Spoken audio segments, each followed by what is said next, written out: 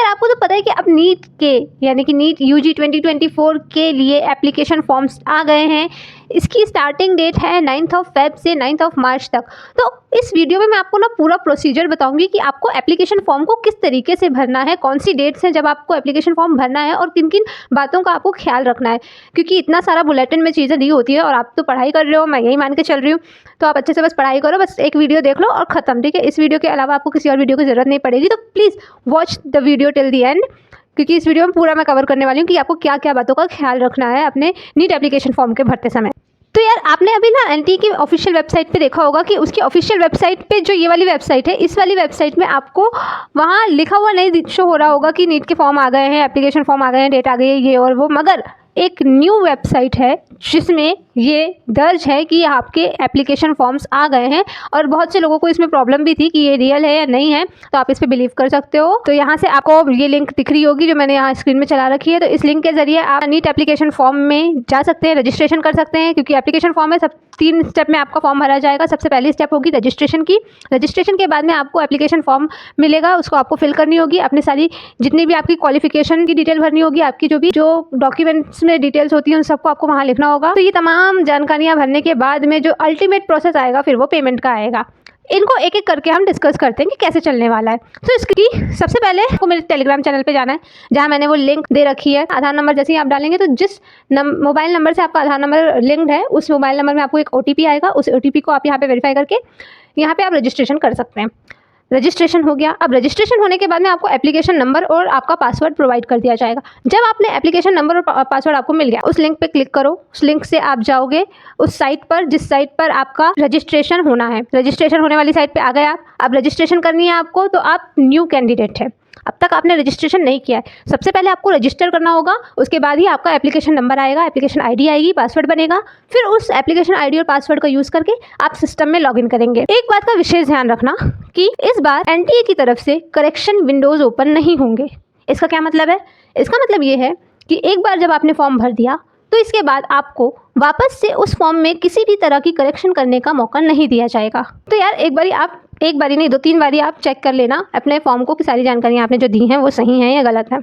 इसके बाद में अब हम बात करें, रजिस्ट्रेशन आपने करना है। रजिस्ट्रेशन न्यू कैंडिडेट रजिस्टर में आप गए, तो न्यू कैंडिडेट रजिस्टर में जाने के बाद में आपको एक लिस्ट सी खुल गई है। वहाँ पे कुछ इंस्ट्रक्शंस दिए हुए हैं, उन इंस्ट्रक्शंस को ध्यान से पढ़ लेना। उसके बाद में सबसे नीचे जाओगे तो वहाँ पे आपको आएगा कि आई एग्री विद दिस, तो आप एग्री कर लो। उसके बाद में आप रजिस्ट्रेशन कर लो। आपको आधार के थ्रू रजिस्ट्रेशन करना है, यहाँ पे ध्यान देना। आधार के थ्रू रजिस्ट्रेशन करोगे वो ईजी पड़ेगा, बाकी भी ऑप्शंस हैं आपके पास में, आप वो कर सकते हो। ठीक है, पासवर्ड आपको क्रिएट करना है। पासवर्ड आपने क्रिएट कर लिया, एप्लीकेशन नंबर आपको मिल गया। मेन पेज में आना है, ठीक है, जहाँ हम वापस से मेरे टेलीग्राम में जाना और जो मैंने लिंक शेयर की हुई है उस लिंक पे क्लिक करना, तो आप वापस से उस मेन पेज में आ जाओगे। सो उस मेन पेज में फिर आपको जो नीचे लॉगिन वाली इन्फॉर्मेशन दी है ना, उस लॉगिन वाली इन्फॉर्मेशन में जाना और वहाँ पे जो आपको एप्लीकेशन ID मिली है उस एप्लीकेशन ID को डालनी है आपको। और जो आपने पासवर्ड क्रिएट किया था वो पासवर्ड डालना है आपको। अगर आप चाहते हैं कि आप पासवर्ड चेंज करना चाहते हैं तो आप पासवर्ड आगे चेंज कर सकते हैं, लेकिन उसके अलावा जो जानकारियाँ आपने भरी हुई हैं वो चेंज नहीं कर सकते आप। फिर एप्लीकेशन फॉर्म आपके सामने खुल जाएगा। आपको बारी बारी से हर एक सेक्शन भरना है एप्लीकेशन फॉर्म का। उसमें आपको अपनी पर्सनल डिटेल्स भरनी है। आपको अपने एग्ज़ाम के बारे में लिखना है कि आपको कौन से मीडियम में एग्ज़ाम देना है। आपको ये लिखना है कि एग्ज़ाम का सेंटर आप क्या चाहते हैं। तो यहाँ एक बात ध्यान देने वाली है कि आपका एग्ज़ाम सेंटर आप जिस स्टेट में रहते हो ना, उसी स्टेट के अंदर कुछ ना कुछ आएगा। आप किसी और स्टेट के अंदर एग्ज़ाम सेंटर नहीं भर सकते हो। एग्ज़ाम सेंटर मीन्स जहाँ जाकर आपको एग्ज़ाम देनी है वो जगह, ठीक है। तो जिस स्टेट में सिर्फ उसी स्टेट का आपको एग्जाम सेंटर मिलेगा। फिर इसके बाद में आपको कुछ क्वालिफिकेशन डिटेल्स भरनी है। क्वालिफिकेशन डिटेल्स में आपको 10th का पूछेगा और आपको 12th के बारे में पूछेगा। हाँ, एक और बात, 10th की क्वालिफिकेशन में कुछ लोगों के बोर्ड एग्ज़ाम नहीं हुए थे, ठीक है। बोर्ड एग्ज़ाम ना होने की वजह से उनके रिजल्ट में सिर्फ पास लिखा हुआ आया था, उनके मार्क्स नहीं प्रोवाइड किए गए थे कोविड की वजह से।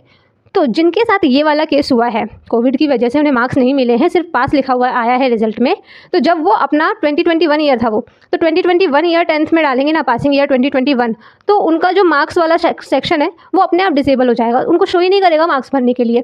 तो ये चीज़ रहेगी, तो इस चीज़ को लेकर परेशान मत होना। फिर उसके बाद में आपने 12th की जानकारी भर दी। फिर उसके बाद में अब एक चीज़ आती है डॉक्यूमेंट्स अपलोड करने की बारी। डॉक्यूमेंट्स में आपको कौन कौन से डॉक्यूमेंट्स लगेंगे, तो आपका पासपोर्ट साइज़ फ़ोटो, आपके सिग्नेचर, और तीसरी चीज़ आपका ये पूरा दोनों हाथ के आपके चारों फिंगर्स और एक थंब, दोनों हाथ का ऐसे प्रिंट लगेगा। तो उसको भी आपको अपलोड करना है। अब फ़ोटो कौन सी अपलोड करनी है, बहुत लोग को ये शंका होगी कि यार पोस्ट कार्ड साइज़ फ़ोटो का क्या करना है। पोस्ट कार्ड साइज़ फ़ोटो यहाँ काम नहीं आएगी। पोस्ट कार्ड साइज़ फ़ोटो काम आएगी कब, जब आपका एडमिट कार्ड निकलेगा ना, उसके बाद। अभी आपको सिर्फ पासपोर्ट साइज़ फ़ोटो की ज़रूरत है। मैं आपको दिखाती हूँ, ये देख पा रहे हो, ये मेरी फ़ोटो है, पासपोर्ट साइज़ फ़ोटो। ये अगर ठीक से विजिबल नहीं है तो मैं स्क्रीन में चला दूँगी। तो ये वाली फ़ोटो आपको इस तरीके की फ़ोटो लेके जानी है। If you are a girl तो ध्यान रहे कि आपकी जो कान के पीछे आपके बाल होने चाहिए, बालों से अपना कानों को ना ढके, 80% फेस खुला होना चाहिए, मास्क वगैरह नहीं पहनना है, हुडी पहन के फ़ोटो नहीं लेनी है किसी को भी। और तो इस बात का ध्यान दें, कान वगैरह दिखना चाहिए, ठीक है। तो ये हो गया। और जो फ़ोटो और थंब प्रिंट वगैरह का जो साइज़ होगा, जब इसको हम अपलोड करेंगे तो फ़ोटो का साइज़ 10 से 200 KB ऐसा कुछ है, साइज़ फिक्स दिया हुआ है। तो यहाँ पे मैं साइज़ दिखा दूँगी कि कौन सा साइज़ है। तो इन साइज़ के हिसाब से आपको डॉक्यूमेंट्स को अपलोड करने हैं। अगर कोई PWD कैंडिडेट है तो उसको PWD सर्टिफिकेट भी यहाँ पे अपलोड करना पड़ेगा, ठीक है। वैसे तो सारे डॉक्यूमेंट्स यहाँ अपलोड नहीं करने होते हैं, लेकिन उन डॉक्यूमेंट्स से देख करके जानकारियाँ सारी भरनी होती है। इसलिए जब आप एप्लीकेशन फॉर्म भर रहे होंगे तो आप मेक श्योर करेंगे इस चीज़ को कि आपके पास में आपका आधार, पैन, मार्कशीट्स जितनी भी आपके पास में है 10th 12th, और आपके पेरेंट्स का इनकम सर्टिफिकेट, फिर आपका कास्ट सर्टिफिकेट।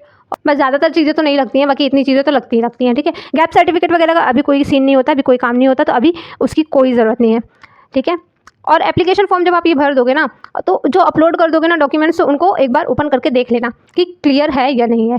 अगर क्लियर नहीं हुआ ना तो आपका फॉर्म रिजेक्ट हो सकता है। अगर एक भी जानकारी आपने गलत भरी ना तो आप नीट 2024 में बैठने से चूक सकते हैं।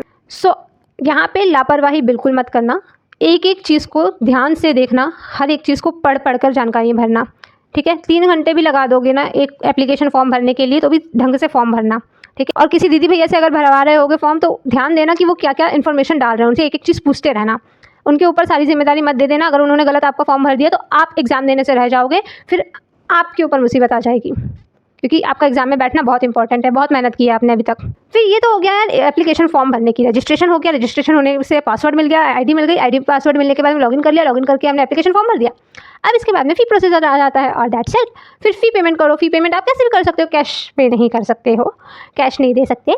ऑनलाइन मोड में आप कैसे भी फ़ी पेमेंट कर सकते हो, आप नेट बैंकिंग के ज़रिए, पेटीएम, UPI के ज़रिए आप कैसे इस तरीके से।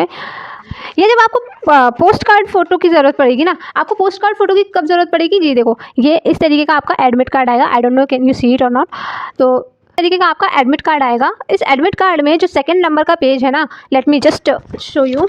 ये देखो, इसमें ये जो सेकंड नंबर का पेज है, इसमें आपको बड़ा सा सेक्शन जो दिख रहा है, यहाँ पे आपकी पोस्ट कार्ड फ़ोटो लगेगी। लेकिन पोस्ट कार्ड फ़ोटो का अभी कोई काम नहीं है, तो उसकी चिंता आप मत करो।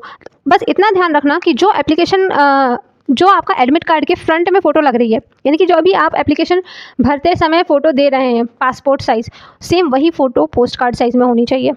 दूसरी कोई और फ़ोटो नहीं होनी चाहिए, और डेट भी वही होनी चाहिए। उस फ़ोटो में जो आप डेट डालोगे ना, अगर मान लो मैं अपना ये वाला फ़ोटो अपने नीट की एप्लीकेशन फॉर्म भरते समय देती हूँ ना, तो मैं इसी फ़ोटो का पोस्ट कार्ड साइज़ बनाऊँगी और उसको अपने एडमिट कार्ड में पीछे लगाऊँगी, ठीक है।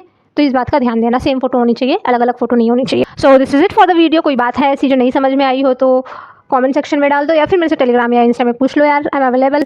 फिर इसके अलावा कहीं और दिक्कत जाएगी आपको फॉर्म भरने में तो मेरे को बताओ, मुझसे पूछो, टेलीग्राम में पूछ सकते हो मुझसे। अब तक जितनों ने भी मुझसे टेलीग्राम में सवाल किए हैं, जितनों ने भी कुछ भी पूछा है, उन सबको मैंने जवाब दिया है, तो आप भी पूछ सकते हो बिल्कुल। फिर मिलते हैं नेक्स्ट वीडियो में। पढ़ते रहो, बाकी मस्त रहो यार, पढ़ते रहो। Bye bye bye bye.